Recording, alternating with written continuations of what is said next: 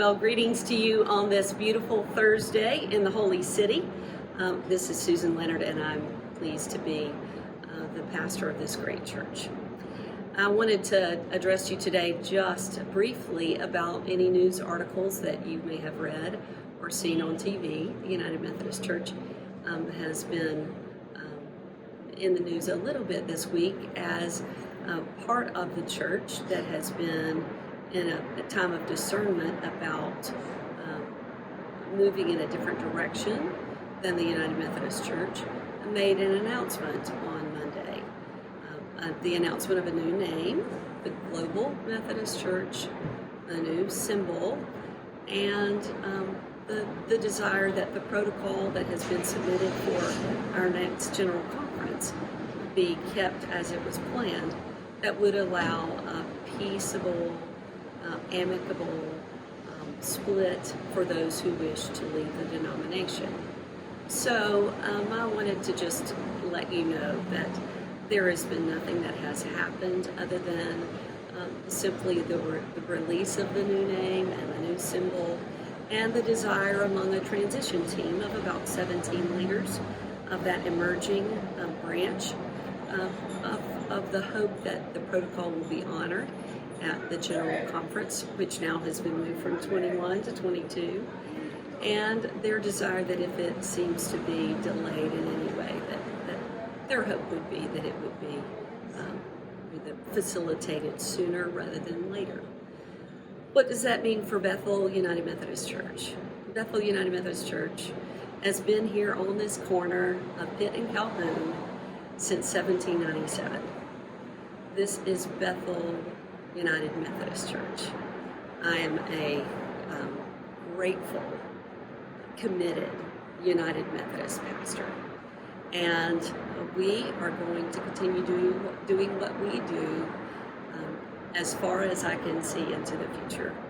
Bethel is a school of love where we are learning and practicing the ways of Jesus so that together with His Spirit we may help earth look more like heaven.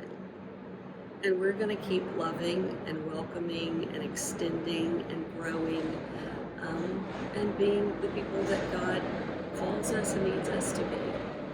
So on this midweek, on this week, I just simply wanted to bring you word from God's church, our spiritual home, called Bethel United Methodist Church, a bit of where we stand and how we're impacted in any way based on Monday and Tuesdays, words that have been brought forward to our news media.